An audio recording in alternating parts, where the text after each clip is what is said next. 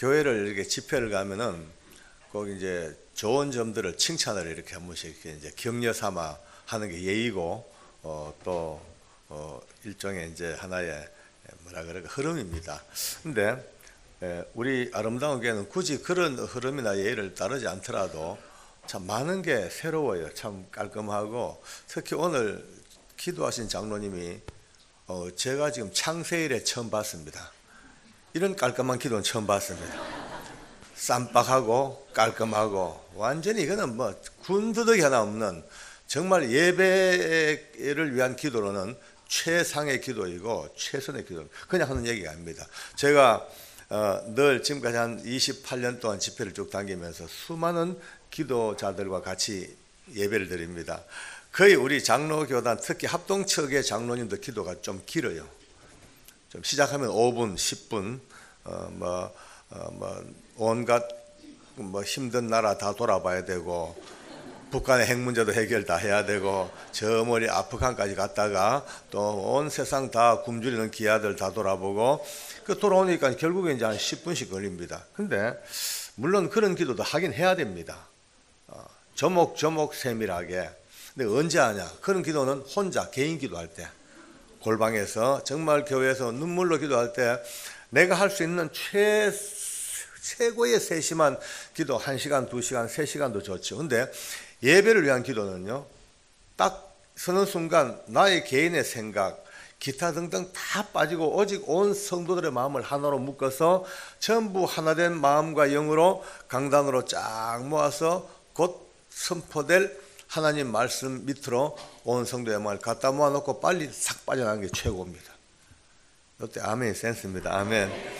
진짜 끝내죠. 오늘 정말 1분 30초 아주 명쾌한 기도.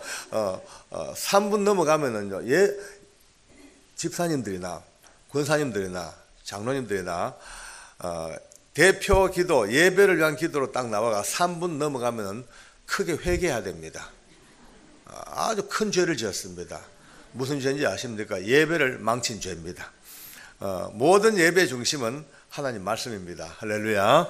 그 찬양단도, 그 다음에 그 기도자도, 모든 예배의 요소가 전부 다 쫙 집약돼 돋보기로 초점 모으듯이 쫙 모아서 드디어 하나님 말씀 안으로 끌고 와야 됩니다. 할렐루야. 제가 이제 좀 시간이 없습니다만은 너무 이제 좋아서 말씀을 드릴게요. 제가 부산서 집회를 한번 했는데 부흥회 했어요. 마치고 식사를 못하고 비행장을 왔습니다. 근데 비행기 떠버렸어요. 그래서 이제 다음 비행기 예약하고 목사님께서 이제 고기 하나 구워 먹고 가자고. 그래서 이제 앞에 가서 이제 손 씻으면서 아줌마 안창살 3인 부탁합니다. 그러고 이제 들어가니까 벌써 화롯불에 고기를 얹어놨어요. 얹어놨는데 이제 앉으시면서 그날 차 운전해 오신 안수 집사님한테 집사님 대표 감사기도 하세요. 그래서 집사님 네 하고 앉았습니다. 두 손을 쫙 모읍니다. 첫 서두가 전능하시고 자비로우시며 천지를 조성하신 만군의 여호와 하나님 아버지 나오는데 내 속으로 좀 길겠대. 좀 기도가 좀 길겠다 싶은 생각이 좀 들어도 좀 불길하더라고요. 그래도 고기 얹어놨는데 알아서 해야 하겠죠. 근데 이분이 막상 기도를 시작하면서 자기 기도에 도취가 돼가지고 모든 상황을 잊어버렸어요. 고기는 계속 씩 하는데 막 3일 동안 부흥했는 거 본문 제목 다들 먹거리죠. 적용 다 하죠. 나는 죽겠어요. 탄다. 도저히 안 되겠다. 눈을 뜨고 봤어요. 보니까 벌써 다 익어서 오고로로 익어가지고 이제 거의 조금만 있으면 타겠어요. 할 수 없이 젓가락을 소리 없이 집어들고 고기를 뒤집었습니다. 소리. 내가 먹을 건데 타면 안 되잖아, 그렇죠? 그 젓가락을 소리 없이 넣고 아버지가 앉았어요. 그런데 뒤집어 놓은 고기가 다 익어도 끝이 안 납니다. 대책이 없어요. 또 한참 있다 또 봤어. 보니까 다 익었더라고요. 할 수 없이 또 젓가락 또 들고 모든 익은 고기를 불판 가로 다 밀어냈습니다. 싹 이제 밀어내고 아버지하고 앉았는데 결국 기도가 끝은 나긴 납니다. 예수님 이름으로 기도합니다. 이러는데 여러분 목사님이 얼마나 속이 탔겠어요. 그죠? 아멘 하고 젓가락을 딱 집어 드시는데 보니까 다 굽혀져 가지고 가에 싹 밀어놨으니까 제가 했는 줄 꿈에도 몰라요. 이제 젓가락 들고 저를 보고 하는 말씀이, 장로님, 이 집에 종업원들 센스 있습니다. 안 맞다는, 예, 하고 그냥 먹고 왔어요. 경우에 맞지 않는 기도가 이렇게 사람을 낭패를 시킵니다. 여러분, 식사 기도는요, 천하 없는 명기도도 된장찌개가 식기 전에 끝나야 됩니다. 그죠? 알수있게 다 녹아버리고 짝대기만 나오면 아무 필요 없습니다. 아까 말씀드렸다시피 대표기도 3분 내로, 진짜 그는 정말 정확히 지켜야 될 모든 기도자들의 아주 율법보다 더 강한 법칙입니다. 3분 내로. 오늘 너무 멋있는 기도를 해주신 장로님께 감사할까요? 고맙습니다. 장로님이 이렇게 해주셨으니까 이런 얘기 아직 안 그러면 못합니다. 그죠? 그날 제가 깨달은 게 있습니다. 그날 이후로. 역시 장로의 믿음과 목사님의 믿음의 분량이 다르구나. 네, 밝게 깨달았습니다.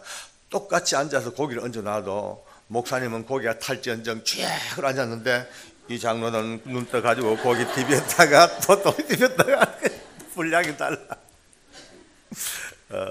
오늘 주일날 또 낮 예배에 이렇게 보통은 주일 낮 강단을 장로에게는 잘 안 맡깁니다. 왜냐하면은 말씀의 권위라든지 예배에 또 예전이 있기 때문에.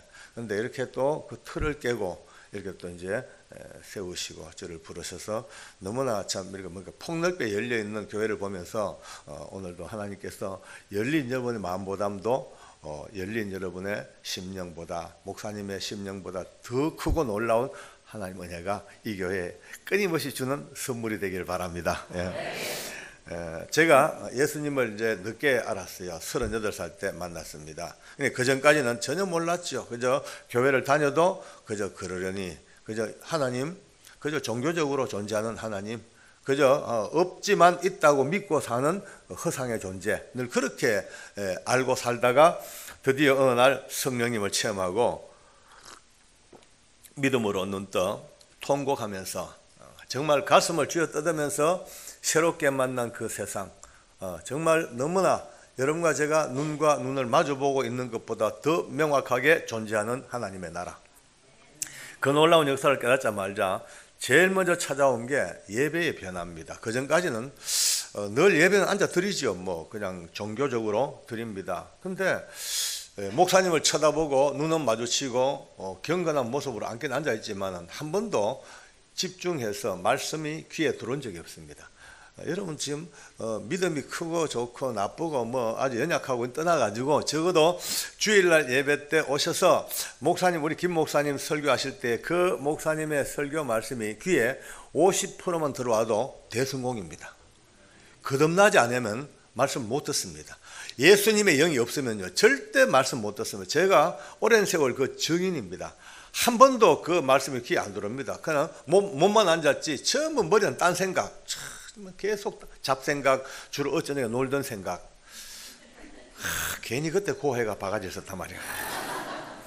예, 그 막 고돌이 치던 생각, 볼링 치던 생각, 술 먹던 생각, 그래 이제 하고는 또 예배가 마치면 또 집사니까 아주 경건한 모습으로 성경을 딱 끼고 목사님하고 악수합니다. 목사님 말씀에 은혜 받았습니다. 예, 말씀에 은혜 받았다고 늘 그런 예의상 합니다. 그렇게 살던 저니까 한 번도 예배가 뭔지를 몰랐죠. 그래 살던 제가 성령님을 체험하고 믿음에 눈 뜨자마자 와, 이게 웬일입니까? 시골 교회였죠. 청송가 모소 근무할 때니까 교회당 근처만 왔는데도 불구하고 가슴이요 요동을 치게 불 일듯이 일고 교회당 십자가가 딱 눈에 보이자마자 폭포같이 눈물이 찰찰 쏟아집니다. 너무 놀랐어요. 예배당 자리에 앉았습니다. 이제 우리 성가대원들이 앉아서 이제 막 이제 예배전 찬양을 합니다. 와, 그 찬양 소리가 제게는 하늘의 천군 천사 합창보다 더 아름답고 우렁차게 들리는 거예요. 목사님이 설교하십니다. 그 당시 우리 목사님께서 연세가 좀 많으셨어요. 은퇴 거의 다 돼 가셨고 또 이게 참 좀 언어가 좀 어두워가지고 잘 못 알아들어요. 무슨 말인지. 아주 투박한 언어인데 평상시에 모든 성도들이 가만보면 스트레스가 못 알아먹겠다. 무슨 말이야? 다들 이런데 저도 들으면 무슨 말인지 모르겠어요. 그런데 그날 하나님의 은혜가 제 심령에 딱 관통되자마자 너무 놀란 것이, 여러분, 우리가 오해를 합니다. 설교 말씀은 단에선 목사님의 언어가 선포되어지고 그 언어가 공기의 파장을 뚫고 이제 우리 귀로 들어와서 우리 이제 귀막을 울려서 음성으로 재생돼 가지고 내가 인식하여 듣고, 이런 이제 언어의 시스템으로 알지만 그게 아닙니다.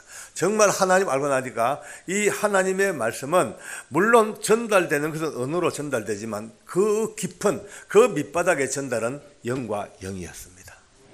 영과 영입니다. 영과 영. 한 성령 안에서 한평생을 주님 앞에 헌신하고 눈물로 기도했던 노 목사님의 그 깊은 영적인 영성이 언어를 통하여, 잘 알아듣든 못 알아듣든 언어를 통하여 전달되는 그 영감이 심령을 울리기 시작하는데, 막 얼마나 운지 모릅니다. 그날 이후로 예배는 제 삶의 최고 중심이 되어버렸습니다. 예. 이건 뭐 자랑이 아니고 그 당시에 제 간증입니다. 주일 예배 끝나면요 좀 깝깝해요. 왜? 다음 예배 때까지, 수요일까지 3일을 기다려야 돼. 그게 괴로운 거예요. 그래, 수요 예배 드리면요 그나마 좀 감사해요. 왜? 하룻밤만 자고 나면 금요철야가 있어요. 금요철야 마쳐도 또 행복해요. 토요일 하루만 지나면 주일이에요. 매주마다 돌아오는 그 예배가 얼마나 그리운지 예배의 몸살을 앓고 있습니다. 너무 좋아서.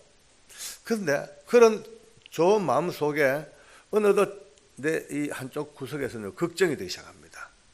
야, 이게 얼마 가지 않으면 또 이 감격이 사그러질 텐데. 사람은 아무리 좋은 걸 줘도 초창기에는 그게 좋아요. 그러나 조금 지나면 그때부터 시들해집니다. 쳐남는 것도 인생이 그렇습니다. 제가 저를 잘 알죠. 저는 특별히 그런 기질이 강합니다. 아주 몰입했다가 금방 실증나고, 몰입하고 실증. 이거 내 기질, 아주 못된 기질이라는 걸 내가 알거든요. 그런 저기 때문에 내가 이렇게 예배가 좋고 행복하고 눈물 겹도록 좋은데 이게 분명히 얼마 가지 않으면 분명히 또 내 심령 속에 사그러진다. 안 된다. 이제 그때부터 안 된다는 마음이 딱 듭니다. 내가 딴 거는 다 잊어버리더라도 이것만큼은 잊어서 안 되겠다. 내가 죽을 때까지 드리는 예배니까. 그때부터 만나는 사람마다 제 뭐 선배님들이나 믿음에 저보다 뛰어난 분들 만날 때마다 늘 묻는 것이 구도자처럼 이걸 묻습니다. 나님 예배 너무 좋은데요. 얼마 안 가면 또 분명히 사그러집니다. 어떻게 하면 유지할까요? 어떻게 하면 끝까지 이 은혜를 끌고 나갈까요? 그러면 많은 분들이 각각 자기 나름대로 노하우를 가르쳐 줍니다. 그러면서 거의 대부분의 장로님들이나 목사님들이 제게 마지막으로 말씀으로 권면하는 것이 오늘 이 말씀입니다. 요한복음 말씀입니다. 하나님은 영이시니까 예배하는 자가 신령과 진정으로 예배해라. 아멘. 참 맞아요. 정답이에요. 근데 예 아멘 하고 돌아서면 허망해요.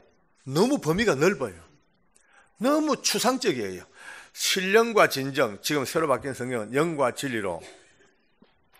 무슨 뜻인지 알긴 알겠어. 근데 내가 원하는 것은 그냥 그 넓은 뜻의 의미로 영과 진리로 예배하라는 어떤 막연한 가르침보다 케이스 바이 케이스, 모델, 어떻게 요렇게 해야 된다. 정확한 모델을 원하는데 어느 누구도 제게 그 모델을 제시해 주는 분이 없었죠. 또 이건 실상 어려운 문제고요. 그렇게 흘러갑니다. 1년, 2년, 3년 좀 됐어요. 어느 날 저를 돌아보니까 너무 많이 바뀌었어요. 그렇게 주일이 기다려졌는데 한 3년 지나고 나니까 막 바쁘다 보니까 어느 날 주일 아침 되면요 후닥닥 어이 벌써 주일이야. 벌써 주일이야. 이런 마음이 휙 들 정도로 예배에 집중도 안 되고 그냥 일상을 따라 흘러갑니다. 벌써 제 심령 속에 예배 드리면서도 그 눈물과 감격이 거의 사라진 게 다 느껴집니다. 그런 가운데 어쩔 수 없이 그래 있다가 이제 제가 승진해가지고 청송교도소를 갔습니다. 교도소 갈 때만 하더라도 여기에도 복음을 전해야 되겠다. 가장 척박한 땅, 우리나라에서 복음으로 말하면 가장 시베리아 벌판 같은 이 청송교도소에도 주님이 함께 하시면 얼마나 좋겠냐. 이제 전도하려고 갔는데 의외로 전도할 수 있는 토양이 전혀 되지 않습니다. 그 당시에 청송교도소는 최고 살벌한 데입니다. 얼마나 무서웠던지 죄수들도 얼굴의 표정들도 거의 막 그냥 무서울 정도로 굳어져 있고, 특히 교도관들도 전혀 예수 믿는 표를 내지 않습니다. 알잖아요, 그죠? 저분은 어느 교회 집사님, 저분은 이웃교회 장로님, 우리끼리 다 압니다. 이분들이, 그 집사 장로들이 딱 직장에 들어오면 전혀 예수 믿는 표를 안 냅니다. 왜냐하면은 예수 믿는 거 알면 죄수들이 아주 우습게 봐버립니다. 사람을 다루어 봅니다. 좀 버겁다, 좀 세다, 좀 무섭다, 이런 교도관들에게는 건치 않아요. 그러나 좀 기질이 보드랍고 착하고 이런 사람들에게는 죄수들이 엄청 애를 먹입니다. 특히 기독교 신자 교도관들에게는 막 김밥 중에 김밥입니다. 막 마음대로 막 지들이 요구사항을 내 걸고 하다가 조금만 성질 내면요, 왜 예수 믿는 사람이 성질 내냐고, 왜 예수 믿는 기독교인이 왜 그렇게 사랑이 없냐고, 이렇게 이제 하나님을 걸고 나오니까 아예 애시당초 예수 믿는 표를 내지 아니하고 그냥 살벌한 교도관의 모습으로만 근무하는 거예요. 저는 깝깝한 거예요. 그 넓은 교도소에서 누구랑 같이 팀을 짜가지고 팀 사역을 해야 되는데 혼자 할 일이 못 되면 3,000명입니다. 죄수가 3,000명. 그 3,000명 죄수를 어떻게 합니까? 이제 그러다 보니까 어느 날 갑자기 쭉 보니까 좋은 묘수가 보여요. 그 독방이 있어요, 독방. 그 독방이 있어요. 독방이 굉장히 무서운 데입니다. 청송교도소만 해도 무서운데 그곳에도 더더욱 무서운 독방. 도저히 사회생활도 안 되고 사람과 관계도 맺지 못하고 짐승처럼 길들지 않은 맹수처럼 따로 구분해 놓은 그 독방입니다. 그 독방에 죄수 하나가 있는데 얼마나 이 죄수가 영향력이 막강하고 파워가 센지 전체 3,000명 죄수들의 어떤 정신적인 아주 대장입니다. 대장. 오야붕이에요. 그래서 제 생각에 됐다. 저 친구를 전도하자. 저 친구를 전도하면은 저 막강한 영향력, 저 엄청난 파워를 이용해가지고 이제 많은 죄수들에게 복음을 전하는 아주 효과적으로 할 수 있겠다. 그러니까 일단 복음의 전도 전략은요, 일단 큰 고기를 잡아야 됩니다. 아파트에서는 부녀회장을 먼저 잡아야 되고, 회사에서는 사장님을 잡아야 되고, 어쨌든 제일 지도자가 예수 믿으면요, 참 좋아요. 그래서 이제 그를 이제 만나러 갔습니다. 누구냐 하면은 아마 연세 드신 분은 다 아실 거예요. 아주 유명했던 도둑입니다. 대도 조세형이라고. 조세형 다 알 거예요. 우리나라에서 참 유명한 도둑입니다. 한때 회심해서 하나님의 일 열심히 하다가 또 일본 가가지고 사고치고 또 한국 가가 사고치고 지금도 저 남부 교도소에서 복역을 하고 있습니다. 저분이 그렇게 딱 그 무너지자마자 많은 성도들이 낙심을 엄청 했습니다. 화도 많이 냈고요. 실망감과 배신감 때문에. 그가 그 사고, 일본서 사고 나자마자 저 울산에 있는 어느 교회 장로님이 제게 전화가 왔습니다. 제가 선배님이에요. 화가 나가지고, 어이, 박 장로, 이럴 수가 있냐? 이래요. 그래서 왜요? 아니, 조세희가 어쩌다고 저렇게 엉망진창 해가지고 우리 가슴을 아프게 만드냐고. 그래서 저도 마음이 아프네요, 장로님. 조세영 씨는 내 믿음의 태신자고 제 열매인데 저도 참 할 말이 없습니다 이랬어요. 그러니까 그분 말씀이 일본 그때 건너가기 직전에 자기들 교회 와가지고 부흥회를 하고 갔대요. 부흥회까지 하고 그렇게 은혜를 받았는데 막상 저 꼴 보니까 너무너무 화가 나가지고 우리 간정 테이프 다 불사질러 버렸대. 그러니까 장로님 그 불 찌른 건 좀 심했네요. 왜 이러더라. 조세희가 물론 뭐 나쁜 짓 하고 해서 안 될 짓을 했습니다만 따지고 보면 별건 아닙니다. 평생 하는 도둑질 한 번 더 했는데 뭐 그걸로 그렇게 불 지르고 그렇게까지 뭐 있습니까? 아니 그런 논리 같으면 장로님이나 난들 살아있겠습니까? 우리도 하나님 앞에 거듭나고 은혜 받고 나는데 얼마나 크고 작은 범죄 짓고 살면서 오늘도 믿음으로 용서받고 살면서 어떻게 그렇게 불 지르고 그럽니까? 혹시 압니까? 뭐 그 사람 좀 더 옳은 인간 만드시려고 한국 땅에서 안 되니까 일본까지 유학을 보내가지고 회개시키러 보내니 어찌 압니까? 그랬더니 말 된다 야 이랍니다. 따라합시다. 말 된다. 예, 우리가 이런 관점으로 복음 안에 살아야 됩니다. 실제로 너무 우리는 엄청난 죄를 다 구속받고 죄사함 받고 하나님의 자녀로 끊임없이 순간순간 모든 허물과 죄도 다 주의 은혜로 덮여 사는데 어쩌면 우리가 이웃을 향해서는 그렇게 표독스럽고 무섭습니다. 단죄하고 정죄하고. 물론 그가 뭐 잘했다는 건 아닙니다. 잘했다는 건 하면 안 되죠. 지도자로서 참 안 되지. 그러나 어떡합니까? 연약하여 넘어졌는 이 순간 우리가 할 수 있는 것은 비난하기보다는 깊이 더 그를 가슴에 안아주고 더 이해해주고 언젠가 지금보다 더 나은 사람으로 바뀌어져서 우리 사회로 다시 돌아올 수 있도록 오래 참고 기다려주는 것이 구원받은 성도들의 몫입니다. 할렐루야. 참 우리가 이걸 뭐 내노란물이 아니고요. 요즘 그래요. 우리가 그래. 내가 난폭 운전 휙 하다가 막 끼어들죠. 그럼 내가 끼어들면 전부 차선 변경이라 그래요. 남이 끼어들면 난폭 운전이에요. 우리가 이런 관점에서 참 실수를 많이 합니다. 어쨌든 지금은 얘기할 게 아니고 그 당시로 돌아갑시다. 그래서 이제 가서 만났어요. 보니까 첫눈에 귀골이 장대하고 아주 막 키도 저보다 머리 하나가 더 큽니다. 아주 뭐 덩치도 좋고 눈빛도 보통 눈빛이 아니에요. 얼굴도 아주 우락부락한데도 불구하고 아주 도둑놈답게 정도는 잘 되어 있더라고요. 웃을 때 좀 웃는 게 예입니다. 너무 주일날 대예배지만 제가 목사님이 아니니까 편안하게 그냥 웃을 때 웃으세요. 웃음을 참으면요 굉장히 병이 됩니다. 웃을 때 웃어야 돼요.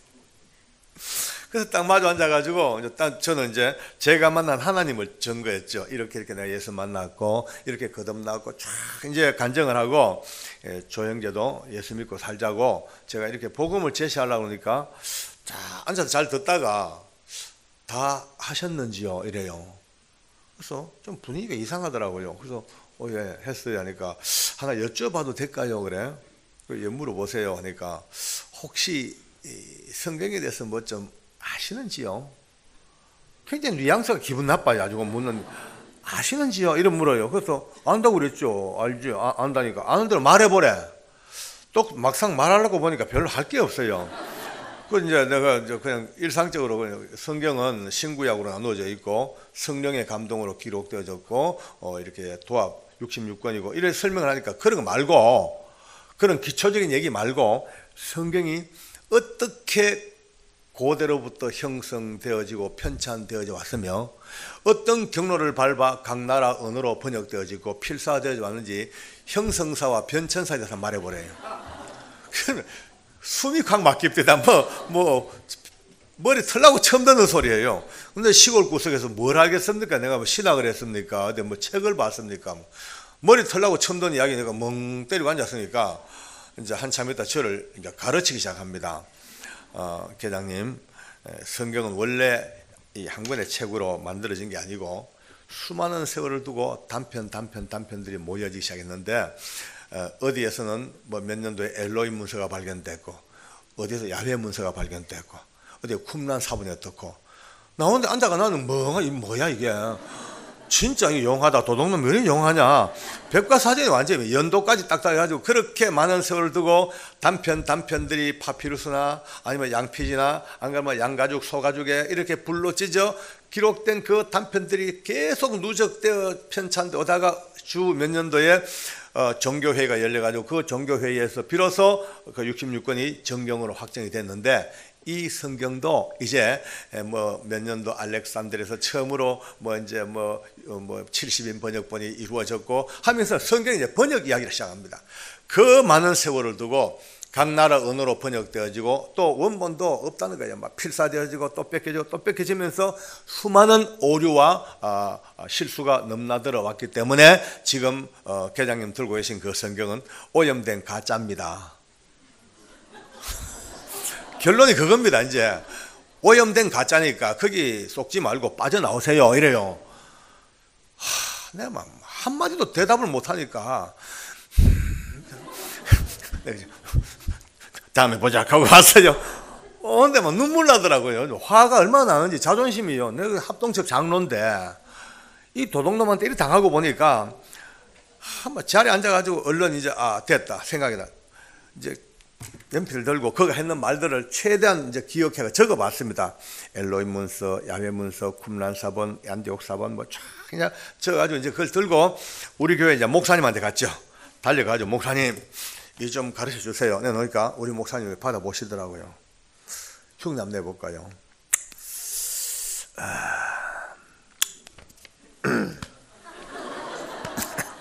글쎄 나도 그 신학한 지가 오래돼가지고 잘 모르겠다.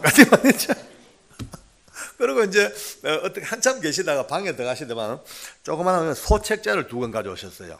이거 한번 보라고. 보니까 그거 했는 말이 소복소복 다 들어있습니다. 아마 신학교 어느 과정에서 배우는 참고 도서를 완전히 머리에 담아가지고 저를 골려 먹은 것 같아요. 제가 그 책 2권을 손에 들었으니까 저도 얼마나 기분이 좋았어요. 3주일 동안 눈에 불을 켜고 달달달달 외웠습니다. 고등고시 공부하듯이. 예. 연도까지 다 외웠어요. 누구하고 붙어도 자신만만하게 짤짤 다 외워버렸어. 내 마음은 오직 하나, 불타는 복수심밖에 없습니다. 한 번 더 붙자, 이제. 리턴 매치 하자. 이제 자신만만하게. 그래, 이제 드디어 3주 만에 그 책 2권을 거의 머리에 다 담고, 그와 이제 일전을 펼치러 간 거예요. 불러냈죠. 자리에 앉자마자 이 친구 내 손 잡더니 하는 말이, 저 계장님 자유주의 신학에 대해서 아시는지요? 제가 말도 꺼내기 전에 자유주의를 끄집어냅니다. 저는 솔직히 그때까지 민주주의, 공산주의 알았지 성경의 자유주의는 듣던 게 처음입니다. 그러니까 3주 동안 공부했는 거 하나 못 써먹고 자유주의 강의만 듣고 앉았습니다. 이야, 일사천리입니다. 막 독일에서부터 일어났던 종교 부흥운동, 체코에까지 들어갔다가 불투만이 어떻고 뭐 나와가 저 남미까지 내려가지고 해방신화까지 몰고 올라오는 거예요. 그러니까 완전히 넉살로 앉아가 또 강의 한 강의 듣고 또 다음에 보자고 또 옵니다. 그렇게 시작된 그와의 자존심 싸움이 무려 넉 달 동안 계속됩니다. 넉 달. 근데 그 넉 달 동안 단 한 번도 그를 이겨먹질 못합니다. 제가 이길 수 있는 상태가 안 되더라고요. 머리가 천재예요. 한번 이렇게 읽고 보고 들은 것은 잃어버리지 않아요. 거의 뭐 하드웨어에 막 다 그냥 다 저장이 다 돼버려요. 논리가 얼마나 빠르고 분명한지. 예컨대 뭐 물컵, 뭐 마이크, 성경책 이 단어 몇 개만 던져줘도 그 몇 개의 단어로요 희한한 논리를 다 만들어내버립니다.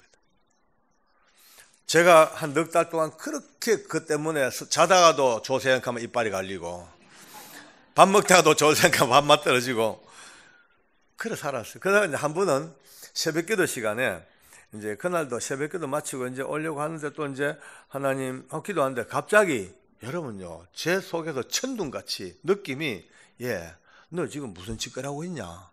너 조생하고 신학하냐?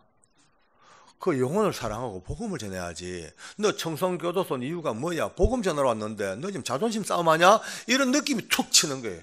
그 순간에 맞다. 내가 지금 뭐하러 왔냐? 순간요 깨달아지니까. 그러니까 깨닫기만 하면요 하나님 은혜는 임하시게 되어 있습니다. 그러니까 우리가 깨닫는 은혜가 진짜 있어야 됩니다. 기도 중에 제 개인적인 체험입니다만 다양한 기도, 뭐 달라는 기도, 이런 기도 다 중요하죠. 근데 정말 우리 기도 중에 빼지 말아야 될 기도가 하나님 날마다 믿음 안에서 깨닫게 해주시옵소서. 깨닫지 못하면요 궤도 수정도 못하고 깨닫지 못하면 돌아설 길에 돌아서지도 못하고 깨닫지 못하면 어디쯤에서 서야 될지도 못 깨닫고요 그냥 낭패당하기 일쑤입니다. 날마다 깨닫는 은혜가 충만하기를 바랍니다. 할렐루야. 그날 그 새벽에 깨달아진 거예요. 깨달으자 말자 힘이 쭉 빠지는 게 맞아. 출근했죠. 그를 불러냈어요. 그날도 나오자마자 뭐를 준비했는지 눈이 번쩍번쩍 저를 잡아먹으려고 벌써 저 잡아먹는 게 그게 취미니까 그 나오자마자 그날 내가 먼저 선수를 쳤죠. 손을 잡았어요. 조 형제 할 말 있다. 졌다. 항복할게. 항복. 앞으로 이런 걸로 절대 다투거나 서로 논쟁하지 말자. 근데 이제 넉 달 만에 깨달은 것이 어떤 방법을 써도 나는 당신을 능가하지 못해. 독서량도 절대 부족하고 논리도 전혀 못 따라가고 머리도 못 따라가고 모든 게 다 졌어. 그러니까 무조건 오늘부로 항복할 테니까 100기 항복이다. 졌다. 그런데 다 졌는데 딱 하나 내가 당신보다 더 잘하는 게 한 게 있다. 하나님이 살아계신데 하나님이 살아계신다고. 하나님이 살아계셔. 한 몇 번을 두고요, 하나님이 살아계신다고 외치니까 세상에 그 넉 달 동안 스트레스 다 풀려버립니다. 한 방에 다 끝났어요.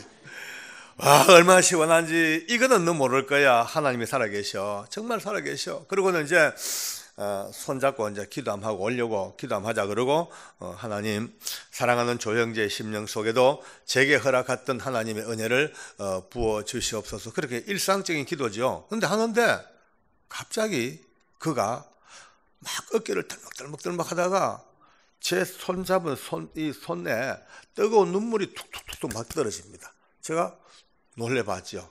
우는 거예요. 와, 대도 조생 운다는 건요, 이거는 상상이 안 되는 얘기입니다. 체포 당시 서울 홍제동에서 경찰관이 쏜 총알에 3890 리볼버 권총이 이 오른쪽 관자놀이를 뚫고 왼쪽 목으로 빠져나갔어요. 그래서 뇌가 손상을 안 당하고 총알이 머리를 뚫고 나와도 눈도 안 깜짝했던 그 대도가 지금 우는 거예요. 제가 얼마나 감동됐겠어요. 드디어 저 생각에, 야, 드디어 내 기도에 감동 묻나 싶어가지고 좀 더 기도를 감동적으로 바이브레이션 해가지고 아버지 하고 이제 벌벌 떨면서 기도를 합니다. 근데 기도를 마치고 나니 제 기도에 감동 먹은 게 아니에요. 이미 오래전부터 예수 믿고 싶었대. 오래전부터 하나님 믿고 살고 싶었대요. 수많은 이들이 자기에게 전도를 해주고 사랑을 부어주고 관심을 가져주고 그렇게 할 때마다 나도 이제 예수 믿고 살아야 되는 것이 안 맞겠냐, 이 마음을 먹고 예수 믿으려고 마음을 먹어도 결정적인 순간에 딱 닫히는 문이 자존심의 문입니다. 지금까지 이 험한 세상에 대도라는 이름으로 버텨왔는데 이제 와서 하나님이라는 존재 앞에 무릎을 내가 꿇을 거냐, 그 자존심 때문에 닫고 살아왔는데 지난 넉 달 동안 계장님 놀려 먹으면서도 너무나 마음이 좀 아팠고, 오늘도 이렇게 하나님이 살아계시는 그 외침 소리에 이제 고집을 그만 피우고 자기도 예수 믿고 사는 게 낫겠다고 마음의 문을 열었다는 거예요. 할렐루야. 그날부터 우리 뉴스 보면은 큰 댐에 수문 막혔다가 물이 너무 차면은 수문 열면 그 물이 얼마나 무서울 정도로 몰아칩니까, 그죠? 꼭 제가 볼 때 그런 형상이에요. 그의 오랜 세월 닫혔던 그 어떤 마음의 문, 영의 문이 열리자마자 은혜와 하나님의 은사가 폭포처럼 쏟아지기 시작하는데 그만큼 기뻐하고 행복한 인생을 본 적이 없습니다. 매일 밤마다 눈물로 찬송하고 기도하고 주님 앞에 그 받은 은혜 때문에 몸부림을 쳐 기뻐하는데 저는요 쭉 보면서 내심도 걱정스러운 거예요.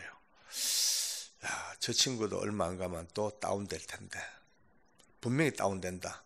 아무것도 외부와 접할 수 없는 고립된 곳에서 은혜를 아무리 받아봤자 저 은혜가 이제 교제하니 아니하고 교통되지 아니하고 나도 지금 현재 3년 만에 이렇게 다운되는데 분명히 다운된다, 저 걱정이다 싶은 마음이 있어요. 그건 어떨 방법이 없어요. 빨리 찾아옵니다. 한 4, 5개월 좀 넘어가는데 이미 좀 갈급해하고 표정이 어두워지고 그때부터 회의가 찾아오고 이제 시들시들해지는 거예요. 이 큰일 났다 싶은데 절묘하게 장성우라는 죄수가 하나 체포돼 가지고 독방으로 들어왔습니다. 우리 청송교도소 주먹대장입니다. 욱하면 이게 먼저 나가는, 전혀 생각보다 주먹이 먼저 나가는 아주 폭력배입니다. 별명이 단순세포 원형동물, 그래 불려집니다. 그러니까 아주 위험한 존재죠. 소장 지시가 아주 위험한 인물이니까 조세형하고 제일 멀리 분리해라 해가지고 조세형은 1방에 있고 장성우는 제일 끝방 32방에 수용이 됐어요. 제일 끝방에. 그를 수용해 놓고 그의 기록을 쭉 살펴보니까 그의 종교란에 너무 놀랐습니다. 여호와의 증인으로 되어 있어요. 특이하더라고요. 알아보니까 대구 교도소 복역할 때 여호와의 증인 죄수에게 전도를 받았어요. 그래 자기도 믿겠다고 하고 이제 했는데 학습은 받았는데 아직 세례는 받지 아니한 초짜 여호와의 증인 이제 입문자입니다. 제가 그래도 반갑더라고요. 왜냐하면은 나머지 죄수들은 하나같이 종교적인 대화가 안 되는 애들입니다. 완전히 막가는 완전히 심성이 다 망가져버리고 인성이 파괴된 근데 이놈은 그래도 이단이지만 종교물을 좀 먹었으니까 대화가 될 것 같아요. 제가 아주 이제 사랑하고 아끼는 제 이제 부하 직원 중에 집사님 한 분 있어요. 정집사 이러느라. 요거 봐라요. 여호와의 증인인데 이단이지만 빨리 요거 잘 가르쳐 가지고 삼위일체를 고백시키고, 삼위일체. 그 다음에 예수님이 하나님의 아들이심을 바로 알고 죄사하심 은혜를 요것만 가르치면 된다고 맡겼어요. 우리 정집사가 아침 저녁으로 틈만 넘어와 가지고 성우를 데리고 복음을 가르치고 사랑을 쏟고 합니다. 지극정성이었어요. 한 달쯤 지났을까, 드디어 우리 성우가 예수님의 복음 앞에 뒤집어졌습니다. 할렐루야. 근데 그 은혜를 받고 뒤집어졌는데 알고 보니까 말씀의 은혜보다 먼저 받은 은혜가 하나 있어요. 통닭 은혜를 받았어요. 우리 정집사가 갈 때마다 남 모르게 통닭 갖다 먹입니다. 청송교도소 독방에서 통닭 먹는 거는 진시황제 불로초 마찬가지입니다. 얼마나 귀하겠어요. 그러니까 이 먹으면서 아멘 아멘 삼일체 아멘 할렐루야. 뭐 너무 좋은 먹는 은혜가요 얼마나 크는지 아십니까? 먹는 은혜가 진짜 큽니다. 그 통닭 먹고 감사한 마음에 심령이 열리워 그 열리운 마음 속에 어느 날 드디어 복음이 들어가는 거예요. 예수님이 하나님의 본체이시며 그분의 아들이시라. 이 땅에 오셔서 인간으로 오셔서 십자가에 죽으실 때에 모든 인류의 과거와 현재와 미래의 모든 죄까지 다 짊어지시고 십자가에서 죄를 처리하는 그 순간 자기의 그 어마무지한 죄도 용서를 받았다. 할렐루야. 이 구원의 은혜가 딱 깨달지 말자 드디어 뒤집어졌는데요, 조세형보다 더 강력한 은혜가 임하신 거예요. 드디어 이 독방 속에, 이 무서운 독방 속에 성도가 둘이 생겼습니다. 일방의 조세형, 끝방의 장성우. 이 두 사람이 은혜를 받아 뒤집어졌는데 안타까웠게도 두 사람이 만날 수가 없어요. 이 청송교도소 독방은 아주 무서운 법이 지배합니다. 어떤 경우에도 죄수와 죄수가 얼굴을 마주보고 대화를 못해요. 만약에 얼굴 마주보고 대화를 했다 그러면요 담당 근무자들 중징계를 먹습니다. 상급자들 경징계, 차 상급자까지 전부 징계. 왜? 워낙 흉악한 인물들이라 조금만 감정이 끼어 있으면요 딱 마주치는 순간 따닥 하면 하나 죽습니다. 금방요. 대형 사고 납니다. 또 어떻게 둘이 마음에 합해지면요 난동을 부려버려요. 근본 이들은 못 만나도록 법으로 딱 규정됐습니다. 그러니까 아무리 은혜를 받다 하더라도 법이 지배하는데 어떻게 둘이 만나게 합니까? 안 돼요. 소장지시는 엄격하지요. 따로 딱 분리해라. 그러니까 이제 이들이 교도관들이 서로 안부를 전해줍니다. 조세영 씨, 성우가 거듭나서 이렇다. 또 성우야, 조세영이 거듭나서 또 이렇게 둘이가 이제 서로 그리워하는 거예요. 근데 만나지는 못하죠. 이들이 깨를 낸 게 독방 바닥에서 손바닥 하나 좀 높이에 조그만 구멍이 있어요. 그게 밥 넣어주고 물 넣어주는 배식구예요. 그 구멍이 밖으로 통하는 유일한 통로예요. 그게 이제 엎드리는 거예요. 엎드려가지고 성우야! 악을 써 고함 들려. 그러면 그 고함 소리가 밖으로 나가 그 긴 복도를 거쳐 이제 저 장성우 방까지 들려. 그러면 어떻게 들리면은 형님 불렀습니까? 그럼 또 고함 지릅니다. 성우야 마태복음 1장 1절부터 한번 읽어볼래? 안 들려요. 귀를 대고 안 들려. 형님 못 들었어요. 다시 한번. 야 마태복음 1장 말이야. 끊임없이 악을 쓰고 외쳐 불러가지고 어떻게 연결이 돼요. 그러면요 우리 성우는 그 구멍에 엎드려서 짐승처럼 엎드려서 악을 쓰고 아브라함과 다윗의 자손 예수 그 세계라 아멘 아멘 이렇게 그 먼 거리에서 드디어 그 조그마한 구멍을 통하여 이제 연결이 돼서 은혜를 나눕니다. 처음에는요 10번을 불러도 못 알아듣습니다. 시끄럽지요. 거리는 멀지요. 예? 그 분주하지요. 악을 써 구함도 못 알아들어요. 목에 피가 막 올라옵니다.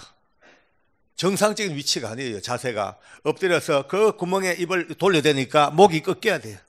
그렇게 악을 써 구함질러 한 달, 두 달 넘어갑니다. 목에 피가 올라옵니다. 목이 쉬었다가 깔아앉고 쉬었다 깔아앉고 그렇게 하다 보니 어느 순간 사람이 말이죠 환경의 적응 속도가 얼마나 빠른지요. 한 석 달, 넉 달 지나갔는데 언제부턴가 직통 전화가 갔을 됐어요. 성우야, 한 방에 다 걸립니다. 아침에 눈 뜨자마자 큐티부터 하게 합니다. 제가 생명의 삶을 사줬거든요. 큐티 시작합니다.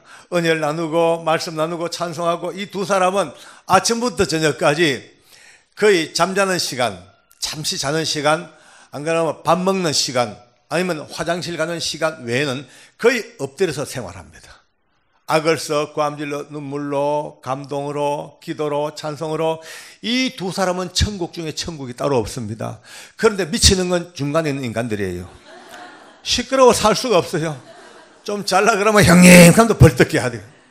좀 쉬려 그러면 성우야 하면 또 벌떡 깨야 돼요. 좀 조용히 하자고 불평이 한두 번, 잠 좀 자자고 그러든 말든 계속입니다. 그로부터 또 6개월이 지나갑니다. 드디어 이 깜빵 속에 있는 이 흉악범들 인성이 파괴되고 사회성도 다 파괴되었다 하지만 그 사람들 심령 속에 드디어 조그만하게 물음표가 생깁니다. 도대체 뭐길래 저 대도 형님이 2달, 석 달, 6달 피를 흘리면서 저렇게 엎드려서 저렇게 울부짖고 기뻐하고 뭐지? 라는 퀘션 마크가 물음표가 생기는 거예요. 또 이쪽 동네는요, 또 뭔데 도대체 뭐길래 이 원형동물이 이 단순세포가 어떻게 이렇게 끊임없이 기뻐하고 즐거워하고 할까? 그 주변 사람들이 전부 다 물음표, 영적인 퀘션 마크가 생깁니다. 여러분요, 굉장히 중요합니다. 저는요, 지금 이 간증하면서 너무 중요한 것이 여러분들 주변에 많은 이들이 오늘도 예수님을 모르는 이들이 있습니다. 그들에게 복음을 전해야 됩니다. 그죠? 근데 전하기 위해서는요, 이제 말해봤자 저들 말 더 잘합니다, 우리보다. 뭐 전도, 기법, 무슨 방법, 안 됩니다. 요즘 얼마나 빠삭한지요. 딴 거 없습니다. 정말 저들이 여러분을 보면서 뭐지라는 영적 호기심을 느끼도록 만들어 줘야 합니다. 어제까지만 해도 입에서 거친 말이 툭툭 튀어나오던 사람이 하나님의 은혜를 체험하고 부흥회를 경험하고 하나님의 은혜를 체험하고 이제 언어가 달라지기 시작해. 그럼 주변 사람들이 뭐지? 왜 달라졌지? 표정이 바뀌어요. 어제까지만 해도 짜증나고 열받고 조금만 이래도 반응하는 이가 어느 날부터 그저 기뻐하고 행복해하고 즐거워해. 뭐지? 뭐 때문에 그런 거야? 라는 이 호기심이 주어질 때 그때 예수 이름이 전해지면요, 직방 중에 직방입니다. 할렐루야. 이 독방의 형제들이 드디어 이제 옆방 소곤소곤 조생이가 옆방에서 예수님 또 이 사람이 은혜를 받아 또 옆방 또 저기는 또 장성우에게 은혜 받아 옆방 그 옆방이 쭉쭉 몰고 와 드디어 마주쳐. 여러분요, 불과 9개월 8개월 정도 됐나 기적이 났습니다. 이 청송 교도소 독방에 32명 모두가 다 주님을 영접해버립니다. 할렐루야. 감사합니다. 이런 기적이 없습니다. 이런 기적이. 우리 아름다운 교회도 독방이 있네요. 뒤로 한번 돌아보십시오. 저 2층에 저 독방이 있습니다. 여러분은 자유로운 방에 앉았지만 저 독방은 정말 힘든 곳입니다. 니야 울고 내야 울고 엄마 응가야 쉬야 뭐 복잡합니다. 저런 복잡한 때도 애기들 데리고도 은혜 받으려고 저기 앉아있는 엄마 아빠들을 우리가 긍휼히 여기고 폼 안아줘야 됩니다. 빨리 키우고 내려오세요. 참 저 은혜, 저는 어느 곳 가다가도 이래 보면 저 유아실 보면요 가슴이 찡해요. 정말 은혜는 끝이 없구나. 어쨌든 이제 그들이 은혜를 받고 나니까 이제 제가 깝깝해요. 저를 괴롭혀요. 지나가면요 깜빵에서 저를 부릅니다. 장모님하고 불러요. 그럼 저도 이제 이래가 들다 봅니다. 왜? 기도해 달래요. 그럼 저도 이제 무릎을 꿇고 그 구멍에 손 넣어가지고 이제 기도를 해줍니다.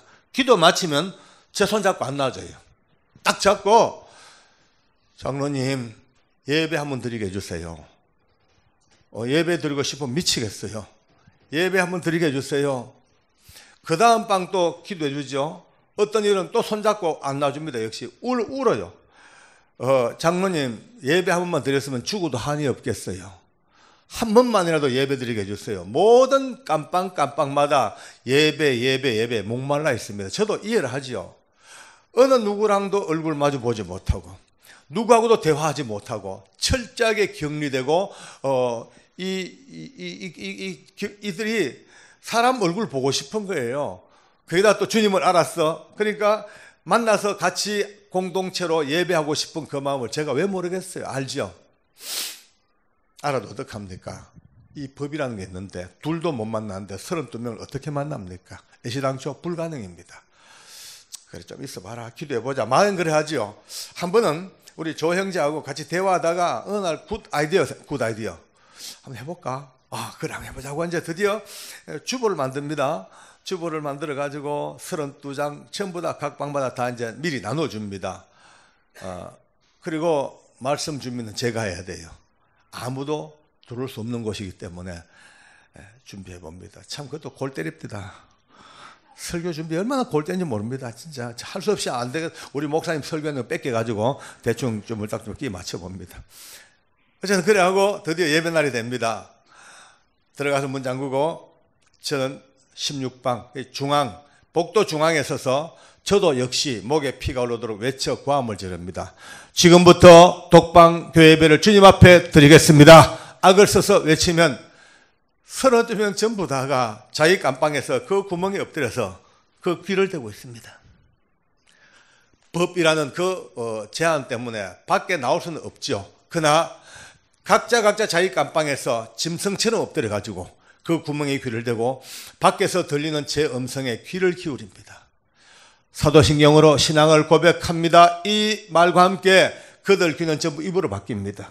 그 입을 갖다 대고 목청껏 외치는 거예요. 전능하사 천지를 만드신 하나님 아버지를 내가 믿사오며 벌써 이쯤 되면 이 깜빵 저 깜빵 저 방에서 흐느껴 통곡 소리가 막 나기 시작합니다. 자기가 자기를 봐도 얼마나 만감이 교차하지요. 비참하기도 하고 이 청송까지 끌려온 그 자기의 인생살에 대한 고통의 후회도 있을 것이요.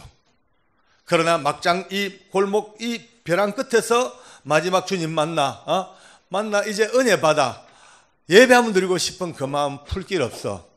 짐승처럼 거기 엎드려 가지고 그 냄새나는 구멍에 입과 귀를 번갈아 대고 예배하는 자기를 봅니다. 비참하고 또 그러면서 기쁘고 또 감사하고 감격이고 여러 가지 마음들이 교차하니까 눈물이 안 날 수가 없죠. 이 방 저 방 통곡이 터지기 시작합니다. 비록 벽과 벽은 32개가 아직 가로막혀 있습니다.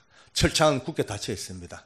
아무도 나오질 못합니다. 그러나 적어도 그날 그 예배를 드리면서 비로소 제 마음에 오랜 세월 제 마음에 물었던 퀘션 마크. 어떤 예배가 진정한 예배냐? 어떤 예배가 신령한 예배냐? 모델이 뭐냐? 어떻게 해야 되는데? 라는 내 마음에 그 끊임없던 질문이 바로 그날 그래 이런 예배가 신령한 예배가 아니겠나? 이런 예배가 정말 영적인 예배가 아니겠냐? 말씀 듣고 싶어 하나님 앞에 예배하고 싶어 밖에도 나가지 못하고 그 구멍에 엎드려 귀를 대고 다리가 저리도록 무릎을 꿇으면서도 말씀을 듣고 신앙을 고백하는 이런 예배가 정말 신령한 예배가 아니고 뭐겠냐? 제 마음에 영원히 잊지 못할 믿음의 사진이 착착 찍혀졌습니다. 할렐루야.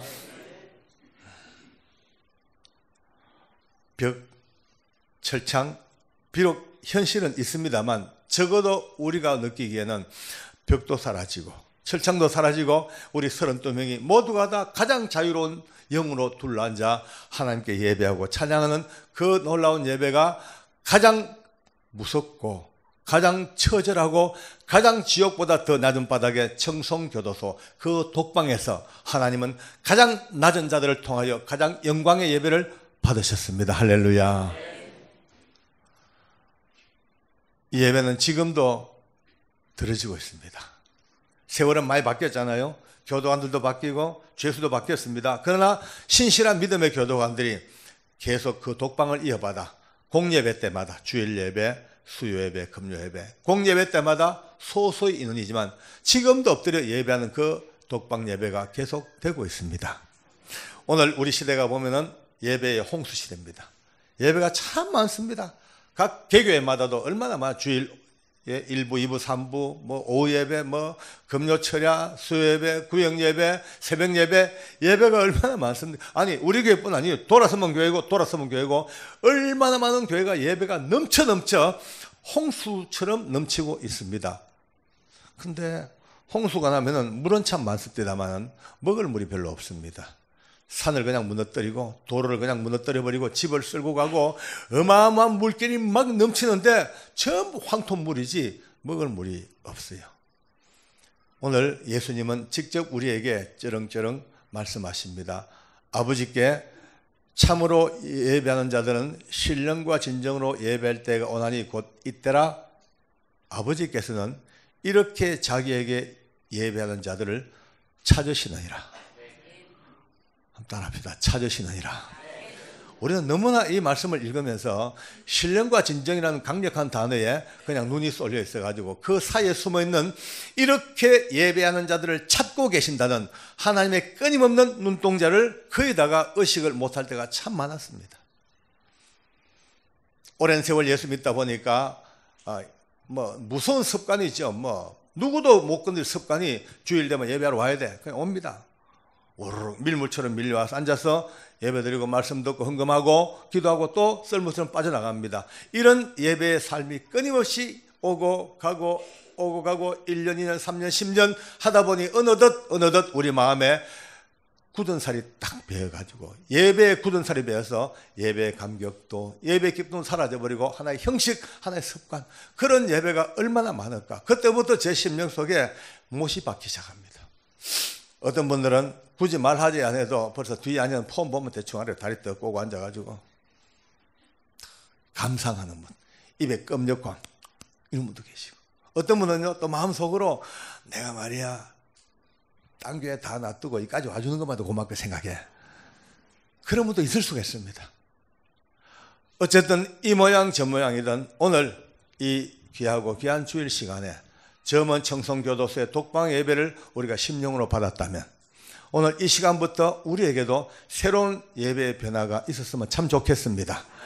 생각만 바꾸면 됩니다. 이제 앞으로 저는 오늘 마치고 갑니다만 계속되어지는 우리 이 아름다운 교회 예배, 우리 목사님 나오셔서 예배 시작할 딱 그 순간부터 여러분의 몸은 이 좋은 조명 아래 푹신한 의자에 너무나 쾌적한 환경에 앉아 계시지만 적어도 여러분의 영은, 여러분의 마음은, 여러분의 중심은 땅바닥에 납작 엎드려가지고 다리에 쥐가 나도록 꿇어앉아서 떨며 두려움으로 그 구멍에 귀를 대고 하나님 말씀을 듣고야 말겠다는 그런 마음의 자세만 주어진다면 오늘 이 날이 여러분과 제게 있어서 새로운 영적 세계로 출발하는 정월 초하루가 될 줄로 확신합니다. 첫날, 새로운 날, 새로운 출발.